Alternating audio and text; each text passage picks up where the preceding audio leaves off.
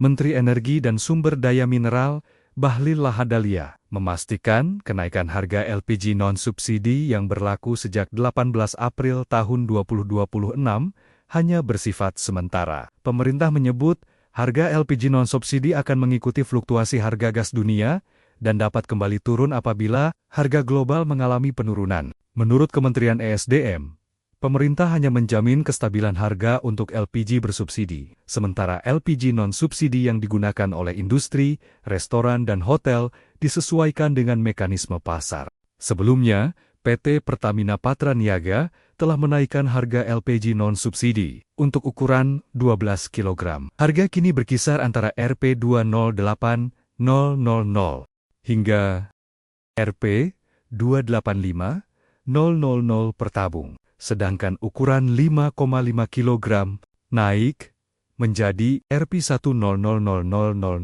hingga Rp134.000. Penyesuaian harga ini berlaku di berbagai wilayah, termasuk Jakarta, Jawa Barat, hingga Bali dan Nusa Tenggara. Pemerintah menegaskan, harga akan terus dievaluasi mengikuti perkembangan pasar energi global. Pertamina menaikkan harga LPG non-subsidi Bright Gas 5,5 kg dan 12 kg di berbagai wilayah. Dengan harga tabung 12 kg di Jawa Bali, NTB mencapai Rp228.000. Seiring lonjakan harga energi global, serta melakukan penyesuaian pada BBM non-subsidi seperti Pertamax Turbo, Dex Lite, dan Pertamina Dex, sementara harga BBM subsidi tetap. Menteri Keuangan Purbaya Yudisadewa mengklaim respon dari IMF, Bank Dunia, dan lembaga peringkat tergolong positif. Terutama terhadap kemampuan Indonesia dalam menjaga pertumbuhan tanpa membebani fiskal. Dalam agenda pertemuan dengan 18 investor global di New York, Purbaya yakin minat investor global khususnya dari Amerika Serikat didominasi pada instrumen sektor keuangan seperti fixed income dan equity. Purbaya optimis aliran dana portofolio akan segera masuk dan memperkuat pasar modal domestik. Begitu pula saat bertemu bilateral meeting dengan Managing Director International Monetary Fund, pejabat World Bank, serta perwakilan lembaga pemeringkat internasional seperti S&P Global Ratings, Purbaya menegaskan pemerintah Indonesia terus berkomitmen menjaga keseimbangan antara pertumbuhan ekonomi dan keberlanjutan APBN. Selain itu, Menteri Keuangan ini memastikan arah kebijakan pertumbuhan dan pengelolaan anggaran Indonesia dijalankan kredibel dan berkelanjutan. Rating agensi amat puas dengan penjelasan kita tentang strategi kita. Jadi keraguan tentang apakah kita bisa menjalankan kebijakan yang fiskal yang baik dan menciptakan pertumbuhan yang baik pada saat yang bersamaan sepertinya sudah hilang. World Bank bahkan menggali lebih dalam bentuk kerjasama yang saling menguntungkan antara kita dengan. Pemirsa, Badan Akuntabilitas Keuangan Negara atau BAKN DPR RI mendorong penguatan sinkronisasi anggaran pendapatan dan belanja negara atau APBN dengan anggaran pendapatan dan belanja daerah atau APBD. Wakil Ketua Badan Akuntabilitas Keuangan Negara atau BAKN DPR RI Herman Khairon menilai penggunaan anggaran antara pusat dan daerah harus berjalan optimal dan selaras dengan realisasi program pembangunan pusat dan daerah, di mana sinkronisasi APBN dan APBD merupakan amanat Undang-Undang Nomor 1 Tahun 2022 tentang hubungan keuangan antara pemerintah pusat dan pemerintahan daerah yang menempatkan kebijakan fiskal daerah sebagai bagian integral dari kebijakan fiskal nasional. Oleh sebab itu diperlukan penguatan kebijakan yang mendorong peningkatan kewenangan daerah, termasuk penataan mekanisme dana bagi hasil agar lebih efektif dan berkeadilan. Laras. Jangan sampai sisa anggaran atau silva yang terjadi hanya bisa digunakan setelah bulan 11, setelah mendapatkan audit ataupun audit selesai dari BPK. Ini harus ada mekanisme, ya, meskipun tentu audit butuh waktu dan butuh waktu sehingga mungkin mundur, tapi harus ada mekanisme dan regulasi yang mampu untuk bisa menjadi landasan bahwa silva bisa digunakan ya di pertengahan tahun lah. Pemirsa, emiten alat berat dan pertambangan PT United Tractors Tbk menghadapi tekanan kinerja di awal 2026, di mana penurunan terjadi di sejumlah lini bisnis utama seiring kondisi sektor tambang yang masih menantang. Kinerja awal tahun UNTR melemah sepanjang Januari hingga Februari 2026. Penjualan alat berat Komatsu turun 10,5% secara tahunan menjadi 869 unit. Kontribusi terbesar masih datang dari sektor pertambangan sebesar 49%, disusul kehutanan, konstruksi, dan agro. Namun produksi batu bara dan aktivitas overburden removal juga ikut terkoreksi, masing-masing turun di atas 6%.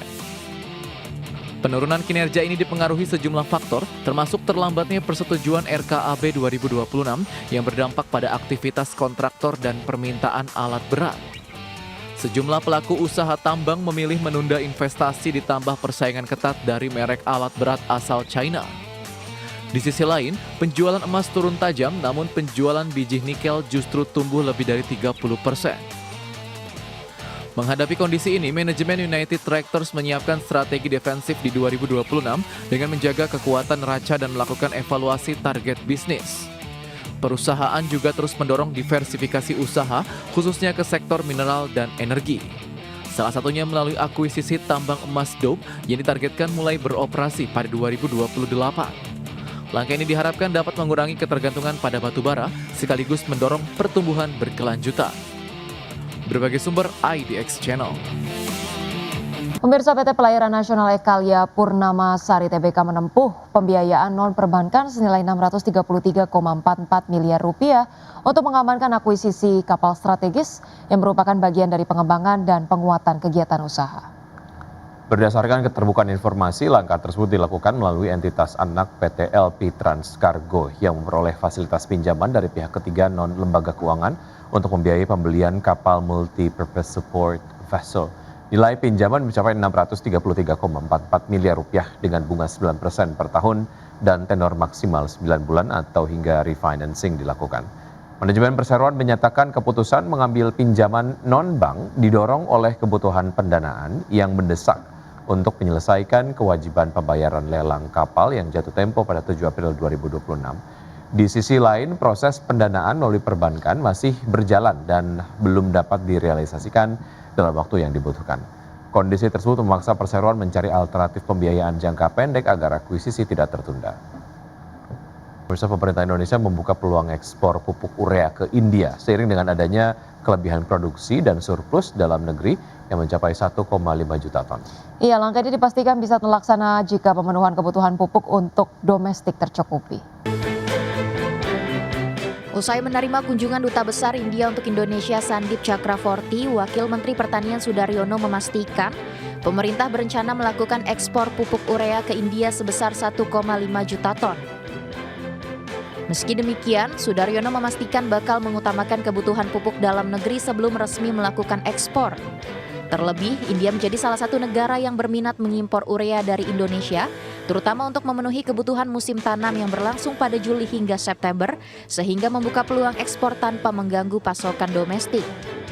Kita mendiskusikan salah satu topik utamanya adalah bagaimana India itu kemudian bisa mengamankan kebutuhan pasokan ureanya yang salah satu sumbernya adalah berasal dari Indonesia.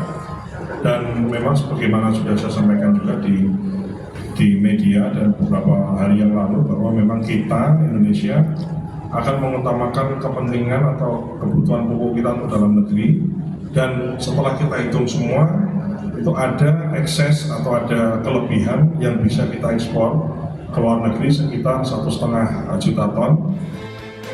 Sementara itu, Duta Besar India untuk Indonesia Sandip Chakravorty menyambut baik peluang kerjasama ini, di mana India siap mengimpor pupuk dari Indonesia melalui skema kerjasama antar pemerintah atau government to government.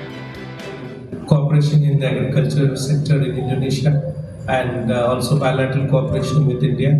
As you know, India has been a long-standing partner of Indonesia, and we have been supporting the agriculture sector of Indonesia. There is also very healthy trade in agriculture products between India and Indonesia. So we discussed those issues also, and we have seen how agriculture productivity and production in Indonesia has increased, and we spoke about how we can support that. Adapun total kapasitas produksi pupuk nasional mencapai 14,8 juta ton per tahun dengan urea sebesar 9,4 juta ton. Di mana dari total produksi pupuk urea tersebut, terdapat surplus perdagangan yang bisa diekspor sebesar 1,5 juta ton. Wamentan Sudaryono memastikan ketahanan pupuk Indonesia dalam kondisi kuat, sehingga petani diharapkan tidak perlu khawatir terhadap ketersediaan pupuk. Dari Jakarta, Ade Firmansyah, IDX Channel.